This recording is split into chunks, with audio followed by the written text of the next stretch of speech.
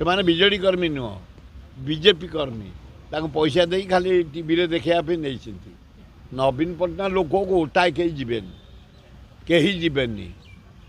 କେବଳ ବିଜେପି ଲୋକଙ୍କୁ ଆଣିକିରି ଏ ବିଜେଡ଼ି କର୍ମୀ ମାର୍ଚ୍ଚ କଲେ ବୋଲି ଦେଖାଉଛନ୍ତି। ସେ ନୁହଁ, ସେ କର୍ପୋରେଟର ଏପଟ ସେପଟ ହେଉଛନ୍ତି। ଆରଥରକୁ ସେ ଆଉ ପାଇବେନି ଜୀବନରେ କେବେ ଭୋଟ। ଏଇଥର କିଛି ପଇସା କମେଇ ଦେବେ, ଯାଉଛନ୍ତି।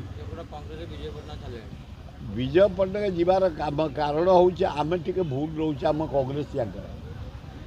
ଯେଉଁମାନେ ଆମେ ଦାୟିତ୍ୱରେ ରହିଛୁ ଆମେ ଠିକ୍ ଭାବେ ପରିଚାଳନା କରୁନୁ।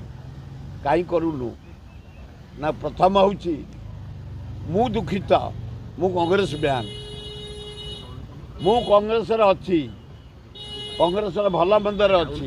ନେହେରୁ ପରିବାର ମୋର ହେଲା ଦଳ, କଂଗ୍ରେସ ଦଳ। ନେହେରୁ ପରିବାର